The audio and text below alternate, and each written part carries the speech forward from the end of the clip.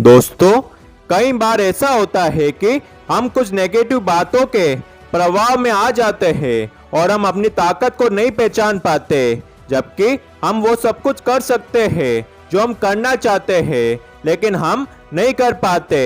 इसी के आधार पर एक कहानी पेश करते हैं। एक बार की बात है, एक बड़ा ही प्रतापी राजा था। उसके राज्य में किसी भी चीज की कमी नहीं थी। राजा प्रजा के सुख दुख का पूरा ध्यान रखते थे।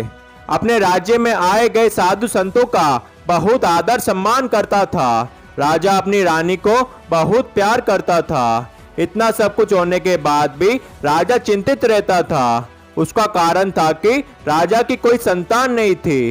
राजा जब भी संतान के बारे में सोचता था तो परेशान हो जाता था। राजा ने अपने सहयोगियों से विचार विमर्श कर कई हवन धर्म आदि करवाए, पर कोई नतीजा नहीं निकला।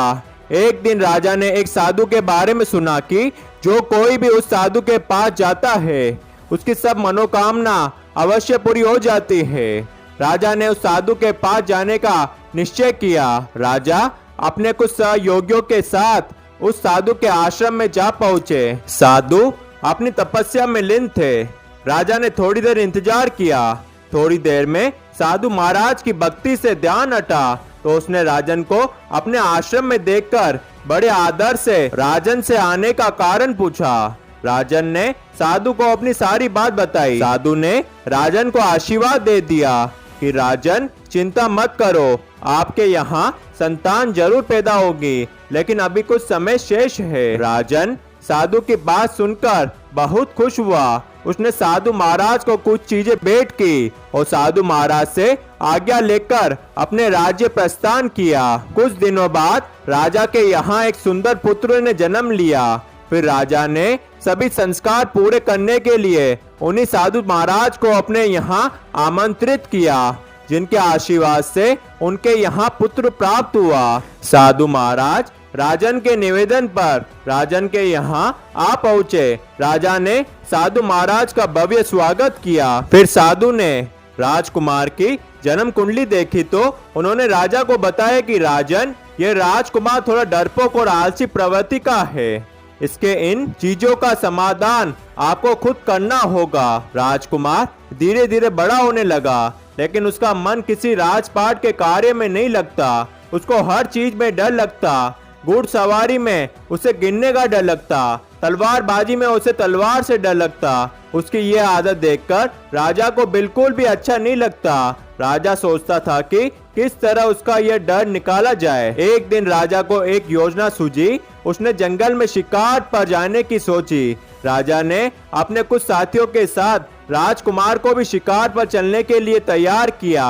राजकुमार ने पहले तो आने से मना कर दिया, परंतु राजा के दबाव में राजकुमार को भी शिकार के लिए तैयार होना पड़ा।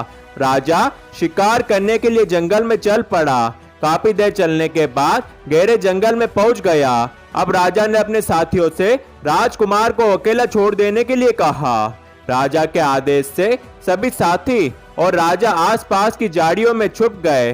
राजकुमार की समझ में कुछ नहीं आ रहा था कि उसके साथी और सैनिक राजन के साथ कहां चले गए। वह अब अकेला रह गया। उसे बहुत डर लग रहा था। अब वह जोर जोर से चिल्लाने लगा। उसकी आवाज सुनकर कहीं से एक जंगली भेड़िया आ निकला।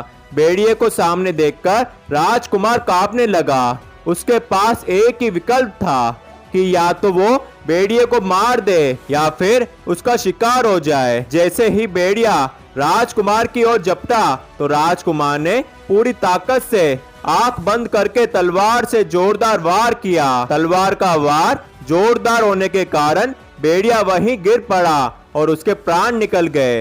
राजकुमार को अपनी आंखों पर यकीन नहीं हो रहा था कि उसने भेड़िए को मार दिया। यह सब घटना राजा और उसके साथी करीब से देख रहे थे। वे सभी बाहर निकलकर राजकुमार की प्रशंसा करने लगे।